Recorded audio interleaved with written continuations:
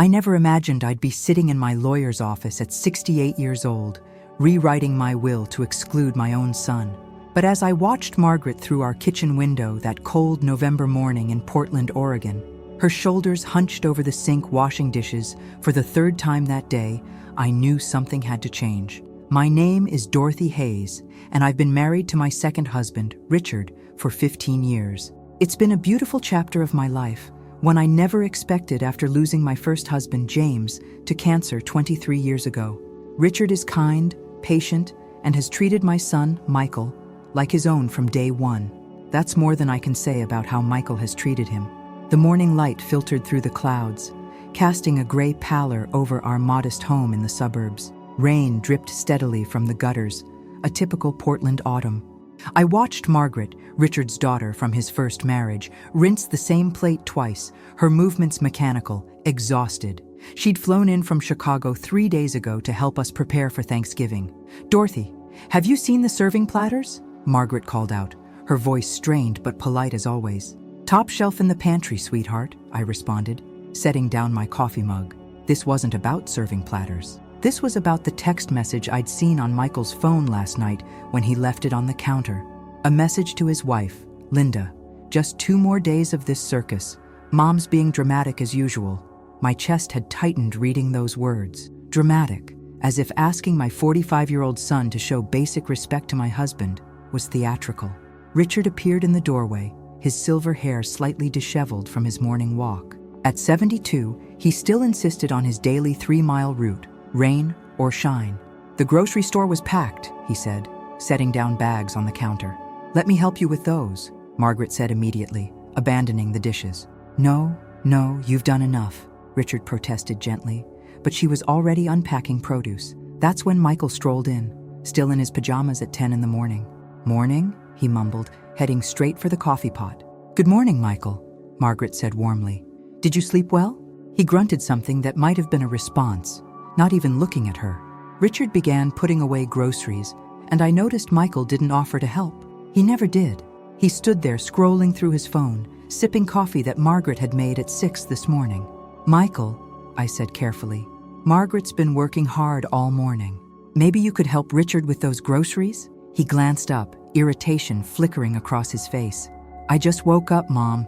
Give me a minute." "It's fine," Richard said quickly, too quickly. "It's not fine," I said, my voice firmer than I intended.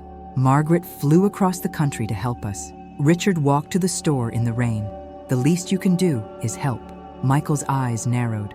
"Why are you making such a big deal out of this? Why are you treating this family like a hotel?" The silence that followed was suffocating. Margaret busied herself with the dishes again, her cheeks flushed. Richard stared at the bag of potatoes in his hand, and Michael looked at me like I'd slapped him. "Unbelievable," he muttered, slamming his mug down and storming out of the kitchen. I heard his footsteps thunder up the stairs, followed by the slam of the guest room door. Richard touched my arm gently. "Dorothy, maybe we should—" "No," I interrupted. "No more. Maybe we should. I'm done watching him disrespect you. I'm done watching him ignore Margaret's kindness." Later that afternoon, while Michael was out with Linda, I sat in our living room with Richard and Margaret. The fireplace crackled softly, fighting against the November chill. "I need to tell you both something," I began. "I've made a decision about my estate plan." Richard's eyebrows rose. "Dorothy, you don't have to discuss this now." "Yes, I do." I took a deep breath. "When James died, he left everything to me and Michael. Michael was 22, just starting out. We used that inheritance to pay for his graduate school, to help with his first house down payment." Margaret listened quietly. "When you and I got married, Richard, we combined our finances, our lives, and I've watched you treat Michael like your own son, even when he's made it clear he doesn't see you that way." Richard's jaw tightened. "Margaret, you've been nothing but gracious to me from the beginning. You welcomed me into your father's life. You've never made me feel like an outsider." My voice wavered. "The contrast is hard to ignore." "What are you saying, Dorothy?" Richard asked softly. "I've contacted my lawyer. I'm rewriting my will. Michael will inherit James's personal belongings, his watch collection, his books, the things with sentimental value from his father. But my estate will be divided between you and Margaret." The shock on Richard's face was immediate. "Dorothy, No, he's your son. I can, and I am. Tears filled my eyes. I've spent 15 years watching him take you for granted, watching him dismiss your feelings. He thinks because you're my second husband, you're somehow less important. You're not less, Richard. You're everything. Thanksgiving dinner was a disaster waiting to happen. The dining room looked beautiful. Margaret had outdone herself with the decorations. Autumn leaves and small pumpkins adorned the table. Candles flickered, and the smell of roasted turkey filled the air. It should have been perfect. Instead, it felt like sitting on a powder keg. Michael had been cold to me since our confrontation. Linda seemed oblivious to the tension, chatting cheerfully about their plans to renovate their kitchen back in Seattle. "This stuffing is incredible, Margaret," Linda said, helping herself to a second serving. "It's actually Dorothy's recipe," Margaret replied graciously. "She taught me how to make it last year." I smiled at her, grateful. Richard squeezed my hand under the table. Michael ate in silence, his jaw working mechanically. I could feel the resentment radiating off him. "So," Richard said, trying to lighten the mood. "Linda, how's your work at the hospital going?" Linda beamed. "I got promoted. I'm the new head of pediatric nursing." "That's wonderful," I said genuinely. Linda was a good person, kind, hardworking, dedicated. She deserved better than a husband who modeled disrespect. "Must be nice having all that money coming in," Michael said suddenly, his tone sharp. "Dorothy, when are you and Richard planning to downsize? This house is way too big for just the two of you." The question hung in the air like a grenade. Richard stiffened. Margaret's fork froze halfway to her mouth. "We're not planning to downsize," I said evenly. "We love this home." "Just seems impractical," Michael pressed. "All this space going to waste. You could sell, invest the money, maybe help out your family more." There it was, the real agenda. It wasn't about practicality. It was about money. "Help out how?" I asked. "Well, Linda and I are trying to expand. The renovation isn't cheap, and we've been thinking about private school for future kids." He said it so casually, as if it were the most reasonable request in the world. "Michael," Linda said softly, touching his arm. "Maybe now isn't the time." "Why not? Family should help family, right? Mom, you and Richard are sitting on a gold mine. We could actually use some support." Richard's hand tightened around mine. "We've helped you plenty over the years," I said. "The graduate school tuition, the down payment on your first house, the car when yours broke down. How much more do you think we owe you?" "I'm just saying, it would be nice if you thought about my future, about your grandchildren's future." "You don't have grandchildren," Margaret said quietly, steel in her voice. Michael turned to her, his expression contemptuous. "Sorry, I didn't realize you were part of this conversation." "Michael," I snapped, "apologize to Margaret right now." "For what? This is a family discussion." "She is family," Richard said firmly. "Margaret is my daughter. Show some respect." Michael laughed. "Respect? That's rich coming from you. You're not my father. You're just some guy my mom married." The words landed like physical blows. I watched the color drain from Richard's face, watched Margaret's eyes fill with tears. "Get out," I said quietly. Michael blinked. "What?" "Get out of my house. Pack your things and leave." "Mom, you're being ridiculous. You just insulted my husband in his own home. You've spent this entire visit treating everyone with contempt. I'm done, Michael. Pack and leave. Now." Linda looked horrified. "Dorothy, I'm so sorry." "Linda, you're welcome to stay, but Michael needs to leave." He stood abruptly. "Fine, let's go, Linda." "Michael, maybe we should apologize." "I'm not apologizing, come on." Linda looked at me helplessly, tears streaming down her face, but she followed her husband out. We heard them gathering things upstairs, heard the front door slam, heard their car pull away. The silence that followed was deafening. Margaret began clearing plates. Richard sat frozen, and I felt like I'd aged 10 years. "I'm so sorry," I whispered.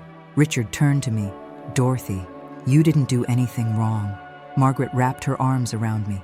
"Sometimes people choose who they want to be, regardless of how they were raised." I held on to her. This woman who wasn't my daughter by blood, but had shown me more love than my own son had in years. And I knew I'd made the right decision about my will. 3 weeks passed without a word from Michael. No apology, no phone call, nothing. December arrived with its usual gray skies. Richard and I threw ourselves into decorating. White lights along the eaves, a modest tree in the living room. Margaret had returned to Chicago but called every few days, checking on us. The contrast was painful. One child who cared, one who didn't. I was stringing lights on the tree when the doorbell rang. Richard was at his book club, so I answered it myself, surprised to find Linda standing on the porch. She looked exhausted, dark circles under her eyes. "Linda," I said, concerned. "Come in." She stepped inside, snowflakes melting in her hair. "I'm sorry to just show up. Michael doesn't know I'm here." I led her to the kitchen, made tea, and waited. "Dorothy, I need to tell you something," she began, trembling. "I've been married to Michael for 12 years. I've watched how he treats you, how he talks about Richard. After Thanksgiving, I can't pretend anymore." I listened, my heart aching. "He's been calling you names, saying terrible things about how you chose Richard over him, how you're a bad mother." Tears spilled down her cheeks. "I'm leaving him. I've already contacted a lawyer. Linda, I wanted you to know because I don't want you to blame yourself. This isn't about you. This is about who Michael has chosen to be." We talked for over an hour. She told me about Michael's growing resentment, how he'd convinced himself that Richard had stolen me away, that I'd betrayed his father's memory. "There's something else," Linda said as she was leaving. "Michael's been talking to a lawyer too. He's planning to contest your will. He somehow found out about the changes." My blood ran cold. "How? I don't know. But he's not going to let this go quietly." After she left, I sat in the gathering darkness. Richard came home to find me still sitting there. "Dorothy?" He flipped on the light. "What's wrong?" I told him everything. "Let him contest it," Richard said finally. "You have every right to leave your estate to whoever you choose. He's going to make this ugly. He already has." Richard took my hands. "You've done nothing wrong. You gave him a good childhood, paid for his education, helped him start his life. If he can't see that, that's his choice." That night, I made a decision. If Michael wanted a fight, I'd give him one. But on my terms, with the truth as my weapon. The lawyer's office smelled like leather and old books. Oak paneling covered the walls, and winter sunlight struggled through the windows. I sat between Richard and Margaret, who'd flown in specifically for this meeting. Across from us sat Michael and his attorney. It was January now. Michael had officially filed to contest the will, claiming I was under undue influence from Richard, that I wasn't of sound mind. My attorney, Eleanor Chen, was a 60-year-old woman with steel gray hair and a reputation for being thorough. "Let's begin," Eleanor said. "Mr. Hayes, you're contesting your mother's will on grounds of undue influence and diminished capacity. Is that correct?" Michael's attorney nodded. "Our position is that Mrs. Hayes has been manipulated by her current husband into disinheriting her biological son. Mrs. Hayes is here to speak for herself. Dorothy?" I looked at my son across the table. He wouldn't meet my eyes. "Michael," I said, my voice steady. "Look at me." He finally did, his jaw clenched. "Your father was the love of my life. When he died, I thought my world had ended. For 3 years, I barely functioned. You were building your own life. You had Linda. But I was drowning." Michael shifted uncomfortably. "Then I met Richard at a grief support group. He gave me back my life. He didn't replace your father. No one could. But he gave me a reason to keep living." "Mom," Michael started. "I'm not finished. When we got married, you were supportive at first. You walked me down the aisle. But over the years, something changed. Every interaction became transactional. Every visit came with requests for money." I pulled out a folder Eleanor had prepared. "Graduate school tuition, $50,000. Down payment on your house, $75,000. Car, $20,000. Medical bills, $15,000. Various loans, $40,000 more. Total, over $200,000. Michael's face went pale. "Not once have you thanked Richard for agreeing to use our combined assets to help you. He did it because he loves me and because he chose to treat you like a son." "Mrs. Hayes," Michael's attorney interrupted. "This is emotional, but it changes everything," Eleanor cut in, "because it establishes a pattern of entitlement that motivated Mrs. Hayes's decision." She pulled out documents. "I have a letter from Mrs. Hayes's physician confirming excellent mental health. Statements from friends attesting to her sharp mind. Margaret Hayes's testimony about Michael's behavior. And Linda Hayes's statement about her impending divorce and Michael's treatment of his family." Michael's attorney paled. "Linda gave a statement?" "She did. A detailed one." Michael stared at the table, his face flushed. "Michael," I said softly, "I'm not doing this to punish you. Actions have consequences. Richard and Margaret have shown me what family really means: support, respect, unconditional love. Those aren't things you're entitled to. They're things you earn. So you're replacing me, he said bitterly. I'm giving my estate to the people who've treated me and my husband with dignity. Your father left you his personal belongings. My estate is mine to distribute as I see fit. This isn't over, Michael said, standing abruptly.